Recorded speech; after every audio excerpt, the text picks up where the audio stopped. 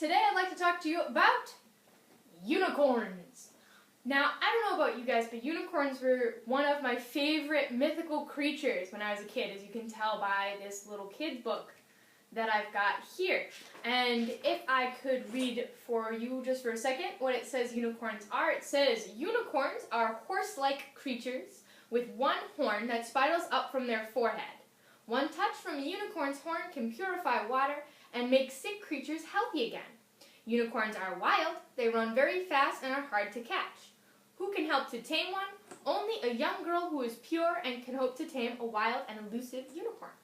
So I always thought that I was kind of a person that could catch a unicorn, which is why I really like them. And actually it said that the best trees to catch a unicorn under are either apple trees or ash trees. But a lot of people get worried because people think that unicorns are extinct and that for Catholics that Noah left the unicorns off the ark, or for pagans who don't believe in that ark stuff, that people just hunted them to extinction to use their horns for magic.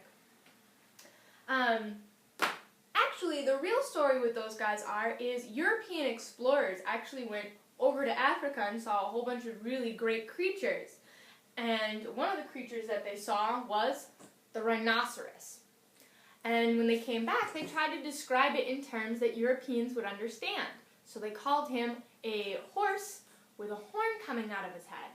And then artists got a hold of it and it turned into the beautiful unicorn that you see today. So you can kind of see the similarities. So unicorns are actually rhinoceroses, which is kind of cool. This particular rhinoceros that I have right here is made out of malachite. And malachite is a stone which represents artistic ability as well as a really good sense of humor. And I think that that is represented by the unicorn really well. So this little malachite rhinoceros is a pretty nifty totem for people who are very artistic but also have a good sense of humor. Now, because many people in the Middle Ages didn't understand that unicorns were actually rhinoceroses, and they were actually trying to find unicorns.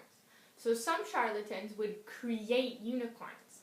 And the way they would do that is by pushing the horns of a little baby goat together so that when the baby goat grew, it would have a single horn. And actually, Oberon Zell did that himself, and he actually, you can see some great pictures of him with some unicorns here. He actually bred those for the circus before he became the famous Oberon Zell that we now know, who did a lot of work for the pagan community. So, that's all I have for you today. See you around!